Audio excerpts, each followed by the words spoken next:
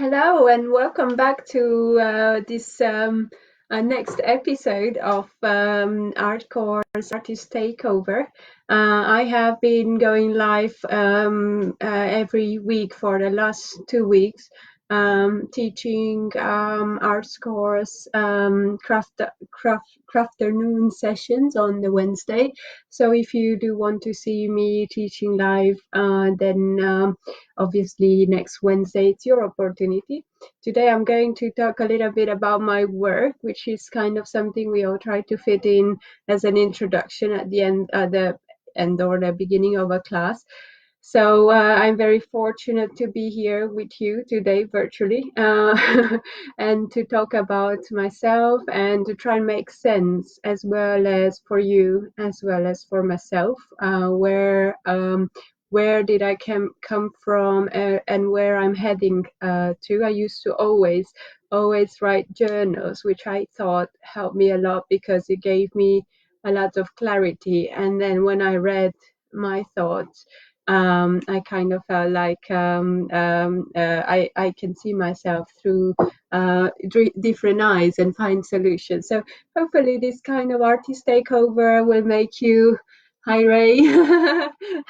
This artist takeover will give not only you the chance, but also my colleagues the chance to kind of introduce themselves as artists. So Ray, you're next. Yeah, I don't know a lot about my colleagues either in Banksmill. So yeah, hopefully, I mean, I've been watching those videos, the artist takeover, because I thought they're really interesting and they kind of make you feel a little bit more reflective towards what you do, what you've done, and where you're heading to.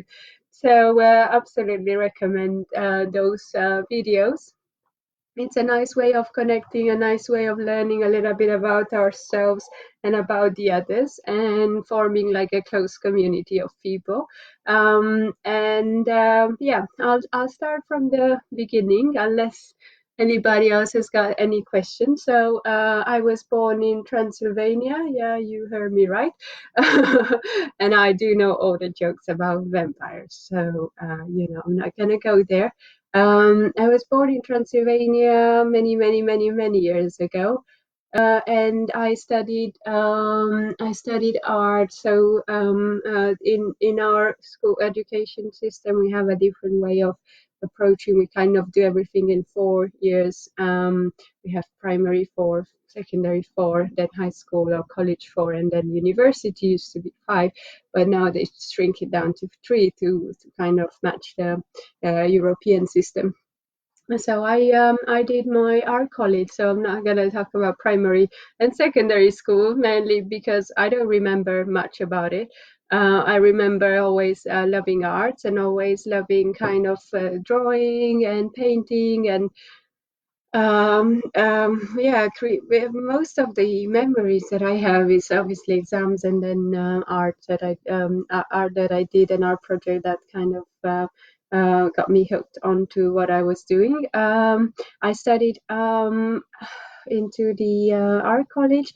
The way our system works is you choose a specialty, so you do 2 years of general art. So we did paintings, drawing, perspective, everything. We do sculpture, wood carving. That's part of the college. And then towards the end of your 2 years, so towards the end of your 4 years, in fact, you choose a specialty. So I chose to specialize in ceramics. However, the equipment was limited where we were. So we used to do almost these life-size sculptures or portraits. And out of clay, and then unfortunately we were only allowed to photograph them, and then we had to put them back into the clay bath. So it was literally a bath where all the clay was getting recycled, nothing was fired. So I kind of felt like I missed that stage in my ceramist career, because I never fired anything. And it's only when I got to university and I flew here and I lived in the UK for the last 10 years. So when I came to the university I came straight from. If I was living in Italy, I had one of a gap year where I was living in Italy and kind of trying to make up my mind whether I should stay there or whether I should come to the UK. I kind of felt like the university here were, the strongest, the more, let's say, better facilitated from all the universities I heard. So I was kind of, I wasn't sure whether I should stay in Italy and study something like mosaics, which I've always loved, or whether I should go into animation and digital art, which is another thing I thought there is definitely future in that. And I didn't really want to kind of just have a career in some form of art that's old and that will go out of fashion eventually. And I mean, look at the way the way things have progressed. I'm heading straight towards that, which I tried to avoid in the first place. So, having said that, nothing makes sense. So I'm just gonna carry on. We do all still wonder whether we've done the right decisions or we've taken the right choices at the right time. But I think instead of always wondering, it's sometimes good to just go with it. Because if life gives you smash bits, then you're gonna make some mosaics out of it. And so we still create artwork or still create beautiful works, even if the mediums that we're using are kind of different from what we expected or what we intended. So the reason I came to Derby University was because I was trying to link my clay models, so my clay modeling experience. So I really enjoy that sort of physical part, the tactile part of clay. Obviously, clay does dry your hands, but it was an amazing thing to be able to work with your hands and get kind of covered in clay. So when I chosen my university, I went for the computer games modeling and animation course. So kind of going from physical modeling to digital modeling. So that was the next, in a way, logical step because I had all the knowledge I needed. I had drawing skills, I had modeling skills. Just before choosing my university, I thought I might take after my brother, who is not a car designer, or he's working in the automotives, and he was studying product design at the time. And you kept saying, well, you really enjoy it because you have this technical mind and you like to see things in 3D. So we used to draw a lot of the geometry almost as if it was like a computer program, because if you remember lots of the the engineering or the projects that were done in the olden days without computers were done all on paper. So we had that idea of trying to draw as if we were kind of seeing through things. So I loved high school. I loved the way they taught us to build our drawings based on structure, a bit like what some of the books, and I'm going to talk about Da Vinci because I love him. And I think people, should try and learn a little bit more about the old masters, because they're never out of fashion and never go out of fashion. And what I thought is, he always had this way of seeing or drawing as if he would, he would try and understand the way things work. And then because he understood the way horses move or the way, plants grow, he could draw them out of his imagination. But that came after a lot of study. So I do agree with this way of kind of study, observe everything, and don't just stop at one medium, at one theme. I definitely I'm not the sort of person that would stick to one thing and do that until I'm old. I'm kind of trying one thing, and then if I like it, I try to do something else, and then go back to the first medium, and so on.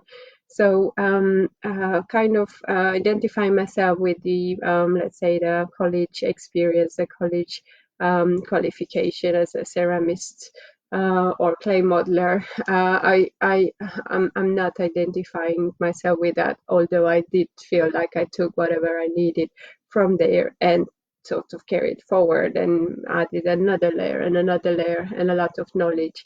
So going from traditional modeling to digital modeling, I then decided that the CGMA computer games modeling and animation course was a little bit too sort of remote from where I was.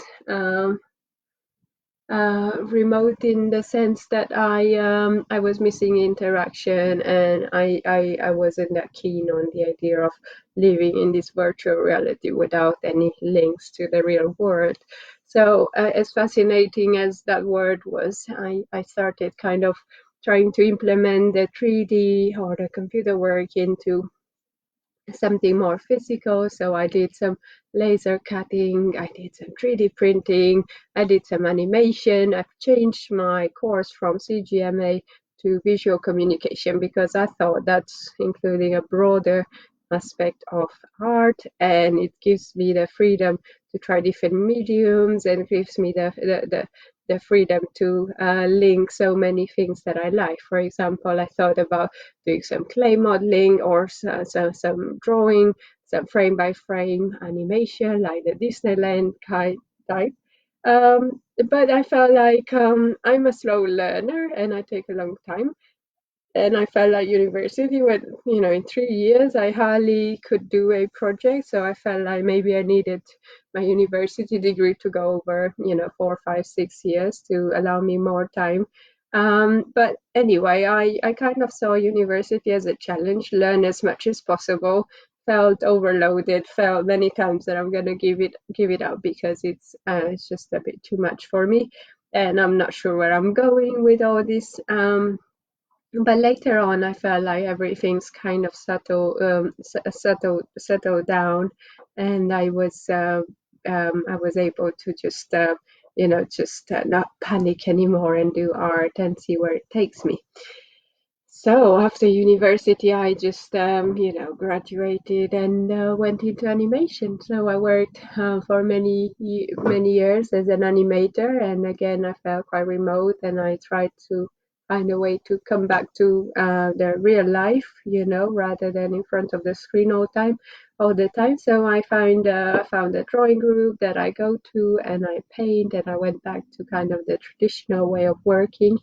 And yeah, from there, I kind of tried to, I had this urge to go back into working with people, working with children. And so I did. So everything I kind of drew, and if everything I learned over time, it kind of all came together. And teaching kind of helped me clarify lots of the things. And whenever you think you're doing something and you've learned something, that's great, because you never know when you need that skill. So enough talking now. I've got about 10 minutes. I'm going to show you a little bit about my work.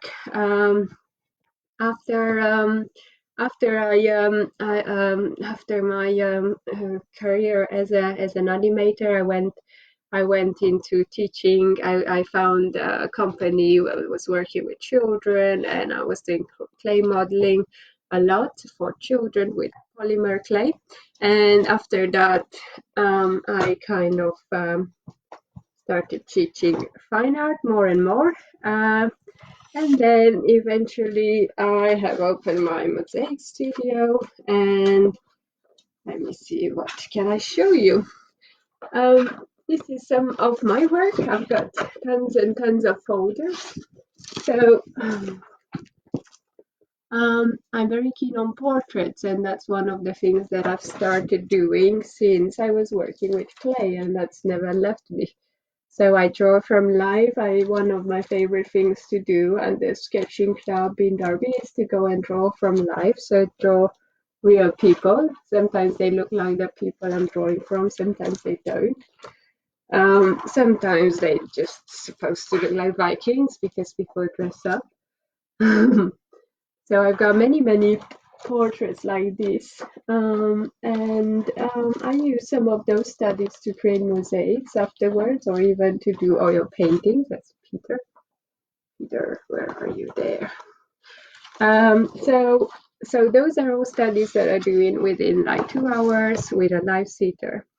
The other things, the artists that are influencing me a lot are well, one shocking thing is when you've traveled the world and you've got to Birmingham and Derby, you realize your favorite artist lives only miles from you. So it's kind of strange because I always thought perhaps Alphonse Mucha, the Czech artist, or Klimt, or even Rembrandt. I mean, I like so many, I can't point at one. But when I saw Edward Burne-Jones' exhibition in London last year, I thought, that's it. This is what I'm coming here for. Yeah. Burne-Jones is one of my favorite artists ever. However, I have so much appreciation, so much love for so many artists. You could see his portraits. Burne-Jones was born, where was he born? 17 something something. No, 18 something. Okay, I need to find that out. So he was part of the pre-Raphaelite Brotherhood. And, it's kind of very interesting to see how an Italian Rossetti was in fact Italian, but he was a political, or his father was a political refugee, came to England and then formed this brotherhood. So really strange idea, but I kind of learn a lot more about the idea of cooperative and what artists can do together. Those are huge oil paintings, and he's got this almost, I was talking to a friend of mine, and we were just thinking about the fact that they almost looked like they were computer rendered. So he's got this way of working that is both old and new. And the reason they called themselves the pre-Raphaelite was because they wanted to be identified as somebody who has sort of started a trend just before the Raphaelite era. I went to Urbino and visit the Raphael Museum and his house. Now those guys wanted to be identified as kind of just as good, if not better, than the age of the masters, the old masters. So it's kind of a same thing in a way, a sort of a trend where we're trying to use the old techniques to create something really modern and try and make it relevant for the era. And I felt like that's what I was trying to do through my mosaics. Look at this beautiful portrait. That's his wife, and then his daughter, I think, in the background there. So why I like the pre-Raphaelite so much is also because, just like the old masters, they have a way of multi-skill. They're multi-talented. They don't just stop at one medium. So Burne-Jones with William Morris, they form like a not just a brotherhood, but like a cooperative. But they were working together. So I've seen tapestry done by them too. I've seen furniture with gold leaves. I've seen stained glass. I've seen paintings. I've seen drawing. And I'm sure if they were living in the era we're living in, they would be good illustrator, as well as sculpture, as well as animators, perhaps, as well as interior designer, architects, and so on. So what I encourage you all to do, it's perhaps see how you can apply your art, not in just one form, but in every form, and try and leave art as if it's not a discipline, it is a lifestyle. Let me see if I can show you any more. So this is one of my second favorite book, and it's linked with the Burne-Jones because he was part of the Brotherhood. And it's called Pre-Raphaelite Drawings. And it's again one of my favorite books because it's just perfect. It has got everything: watercolor, portraits, sketches, sculptures, and so on. I try and apply that if I can into my mosaics, and I try and look at forms and at shapes as if this is one of my mosaics. Yeah, as if everything we're drawing, we have to find the perfect or the perfectness or the divine in anything, in any art medium we're using. Okay, and especially look at the natural world, which was one of the pre-Raphaelite, one of their favorite subjects. They were like trying to be accurate, trying to draw from history, from books, from tales, from and trying to be very accurate in their representations. Okay. So I hope you find this video inspiring, and I hope you can, perceive art a little bit more kind of open. I always panic about the fact that I'm not doing too much of this, not doing enough of that. People are going to be confused because they don't know what to identify me with.